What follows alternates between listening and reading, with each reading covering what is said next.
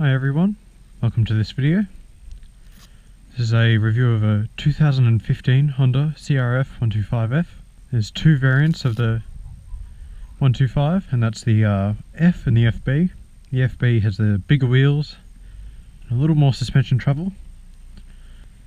I'll put some time links in the description of the video so you can skip to certain parts, skip to the parts that you actually want to look at.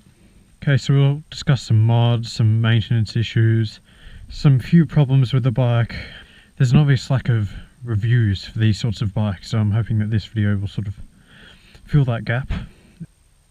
We'll go out for a good ride later, nice open wide trail, and we'll do some grass riding, some paddock riding as well. Alright, so let's get started. I've got some notes on my phone to get me on track. So the FB, as said before, has got the bigger wheels, a little more suspension travel, though exactly the same engine and gearbox. This is a 125cc 4-stroke Honda engine made into a 4-speed gearbox, and it really does have a bit of go for the size of the bike. It's got a 735mm seat height, so in inches for Americans that's 28.9 inches, I believe, while the FB goes up to 31 inches. Alright, we'll start off with some mods we've done to the bike. We've put on some bike busters. We've put on an hour meter, an aftermarket hour meter. I think bike busters are sort of mandatory in old dirt bikes. We're only doing wide open trails and paddock riding and that sort of stuff, but honestly there's been a few times where even on large trails these bike busters have saved my hands.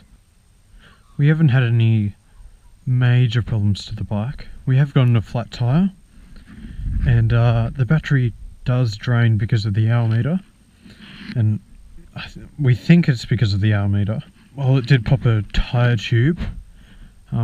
It's all stuff you can fix yourself, really. It's a simple air-cooled design, and a simple design means a simple fix.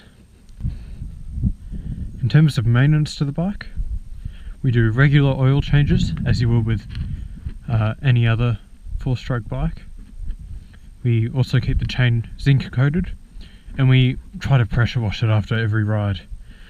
It is winter here at the moment, so the bike's a little bit dirty. It's hard to keep clean. Of course, it hasn't got any factory stickers on it at the moment. That's because after a few pressure washes they come off.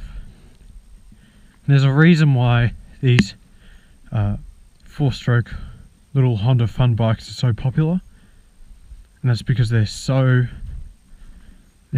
well made. Every item here is pure quality. Look at the welds on that. Fantastic materials used. Being a 4-stroke under stressed air-cooled bike, it is a very simple design. And as I said before, we do regular oil changes. Honestly, in terms of maintenance, that's all you really have to do. Very easy to work on.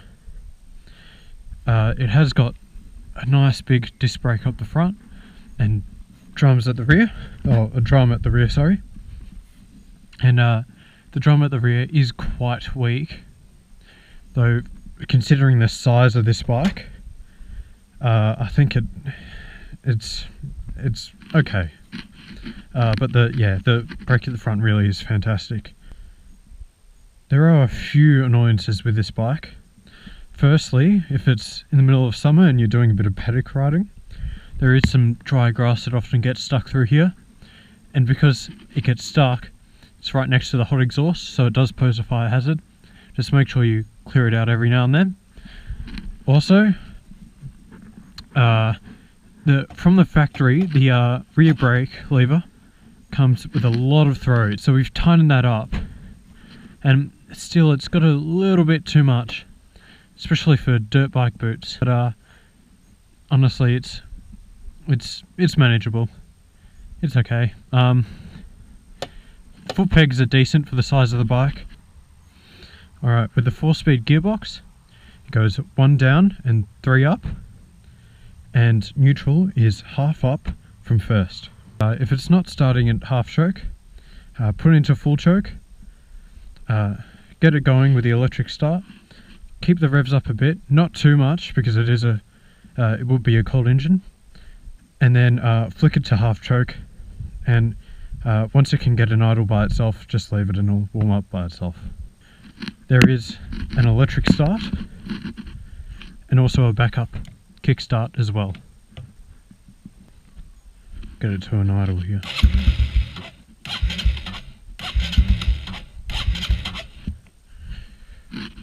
Come on, you bastard. In terms of the carburetor, this is full choke, half choke, and no choke.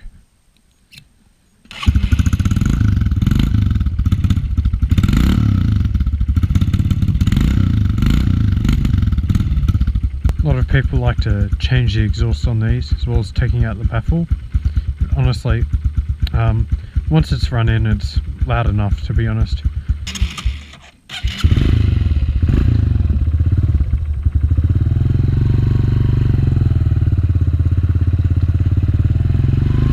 So the suspension on this bike really is set up for flat paddocks and nice flat gravel driveways. Anything outside of that, it really just does not feel comfortable. A little bit wet there.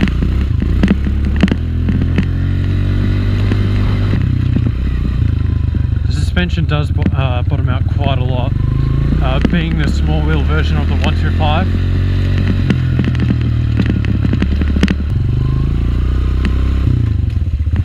Alright, here's a good demonstration of bike going through water. This is all water here.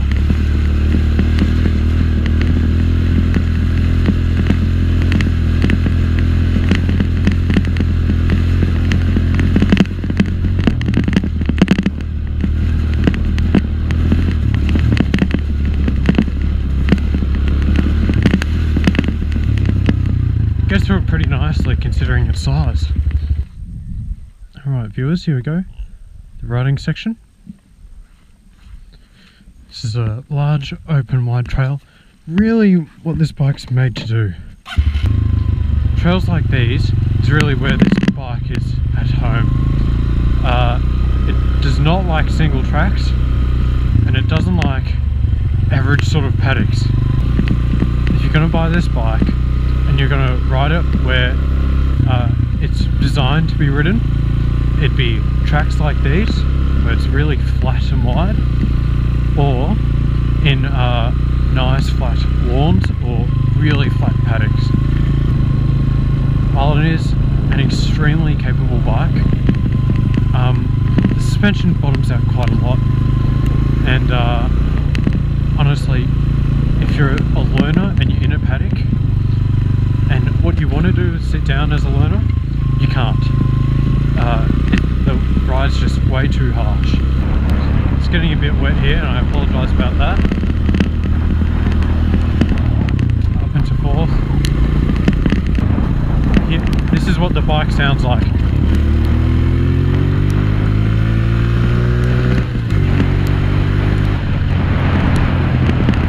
It's a nice respectable sound, nice and deep.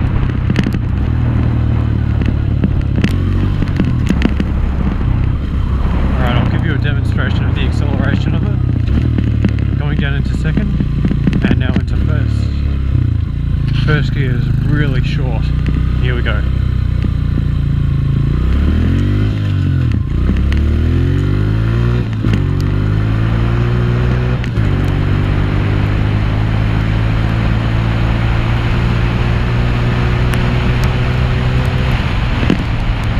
That's its top speed. 60 k's an hour. You can rev it a bit higher, but you're not going to go much faster.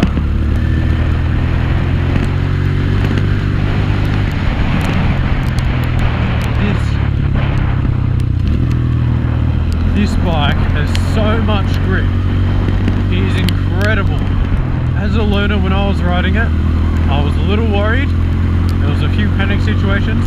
I grabbed a load of front brake, and the front brake, the front tyre, kept its grip. It has an incredible amount of grip. If you're going to be riding this bike in rough paddocks or rough single trails, if you're comfortable on the bigger bikes, just get the bigger bikes. This is not designed for the rough trails. You can ride it through the rough trails, but it doesn't feel right.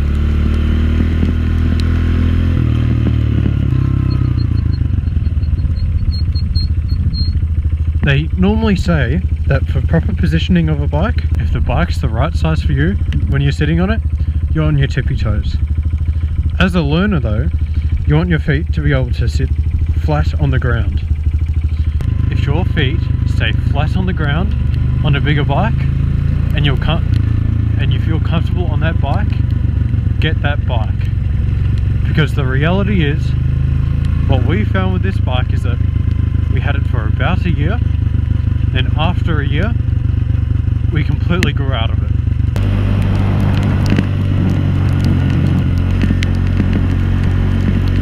Coming to a conclusion, what can we say about this bike? Well, if you can confidently sit on a bigger bike, spend the extra money and get that bigger bike, whether it be the FB or the 150F as an example, it will save you growing out of the bike faster. And as a grade A example, within a year of buying that 125F, we outgrew it and bought a 230. If you're worried that you're going to outgrow it quickly, buy the bigger bike. So besides from the bottoming out suspension, the ultra sensitive throttle, and the smaller wheels, this really is a great bike. The materials are fantastic, it's ultra reliable, and really it is a good learner's bike. If you're making that step from say a 50F or a Z50 like we did, and you want a bike with a clutch, a great stepping stone. Thank you for watching. I hope you enjoyed the video. And if you have any questions or queries about this bike, please comment down below. A review of our 230 will be coming soon, so stay tuned. Thanks for watching. Goodbye.